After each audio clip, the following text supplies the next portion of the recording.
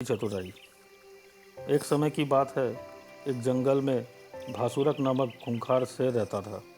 वो जब भी अपनी गुफा से निकलता तो उसके रास्ते में जो भी जानवर मिलते उन्हें मार देता था। उनमें से कुछ जानवर को खा लेता था और बाकी को छोड़ देता था। इसी कारण जंगल के सभी जानवर बहुत ज़्यादा डरे हुए थे। एक दिन जंगल के सभी जानवरों ने सभा बुलाई।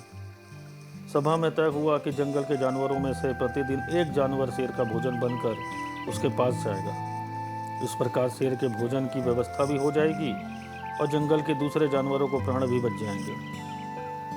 सभी ने मिलकर शेर के पास जाने का निर्णय लिया। सभी शेर के पास पहुंचे और अपना यह प्रस्ताव शेर को सुनाया। शेर को प्रस्ताव अच्छा लगा।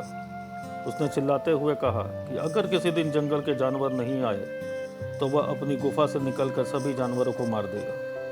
अब प्रतिदिन जंगल से एक जानवर शेर के पास जाने लगा।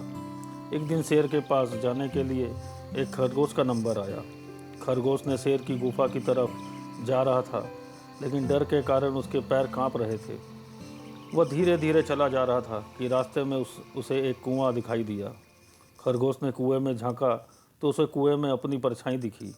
खरगोश के मन में विचार आया कि क्यों न शेर को यहाँ तक लाकर इस कुएं में गिरा दिया जाए। खरगोश जब शेर के पास पहुँचा तो शेर को बहुत नाराज हुआ और उसके विलम्ब का कारण पूछा। खरगोश ने मनगढ़ंत कहानी बनाते हुए कहा, महाराज, हम 5 खरगोश आ रहे थे, किंतु रास्ते में एक शेर मिल गया। हमने उसे बताया कि हम महाराज भासुरका के पास उनका भोजन बनने जा रहे हैं। उसने कहा कि जंगल में उसके अलावा और कोई राजा नहीं हो सकता।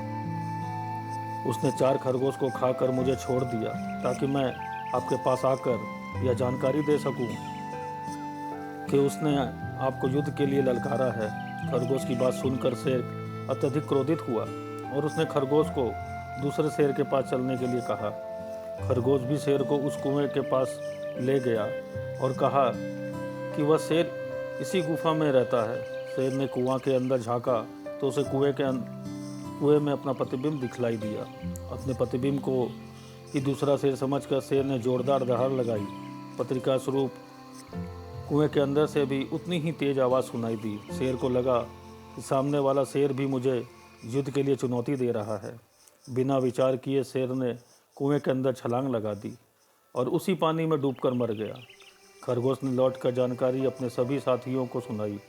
यह समाचार सुनकर सभी बहुत प्रसन्न हुए और सभी ने खरगोश की बहुत तारीफ की।